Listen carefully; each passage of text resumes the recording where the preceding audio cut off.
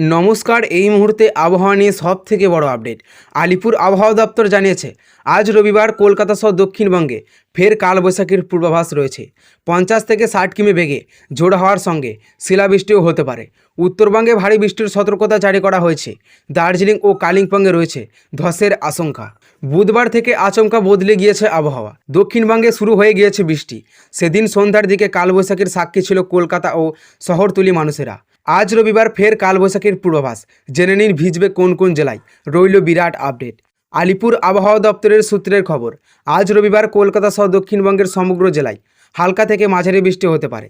সকাল থেকে আকাশ আংশিক মেঘলা থাকবে, সঙ্গে বইবে ঝোড়ো হাওয়া, এমনই জানিয়েছে হাওয়া অফিস।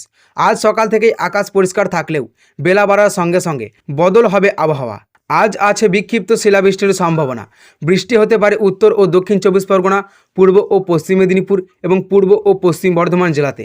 বাকি জেলাগুলিতে হতে পারে হালকা বৃষ্টি, এমনই জানিয়েছে হাওয়া অফিস।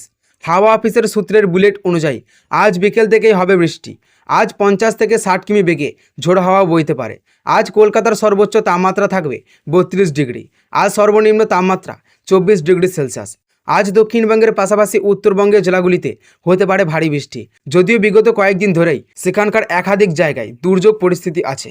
আগামীকাল থেকে উত্তরবঙ্গে বাড়বে বৃষ্টির পরিমাণ। পরিস্থিতি এতটাই ভয়াবহ হবে যে ইতিমধ্যেই দার্জিলিং ও কালিম্পংয়ে জেলার ধস নামার আশঙ্কা আছে। জলপাইগুড়ি, আলিপুরদুয়ার ও কোচবিহারে ভারী বৃষ্টির সম্ভাবনা আছে।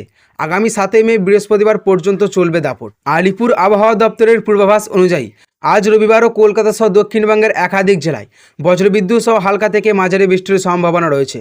গত কয়েকদিন ধরে বিকেলের দিকে আকাশ কালো করে ঝোড়ো হওয়ার সাথে বৃষ্টি নামার তাপমাত্রা পারদ স্বাভাবিকের চেয়ে অনেকটাই নিচে নেমে এসেছে। গত 24 ঘন্টায় কলকাতায় প্রায় 30 মিলিমিটার বৃষ্টি রেকর্ড করা হয়েছে, যা শহরবাসীকে গোমট গরম থেকে সাময়িক মুক্তি দিয়েছে। দক্ষিণ ও উত্তরবঙ্গের আবহাওয়ার পরিস্থিতি। হাওয়া অফিসের পূর্বাভাস অনুযায়ী আজ পূর্ব ও পশ্চিম বর্ধমান, বীরভূম, মুর্শিদাবাদ, নদিয়া এবং 24 পরগনায় হালকা থেকে মাঝারি বৃষ্টি হতে পারে।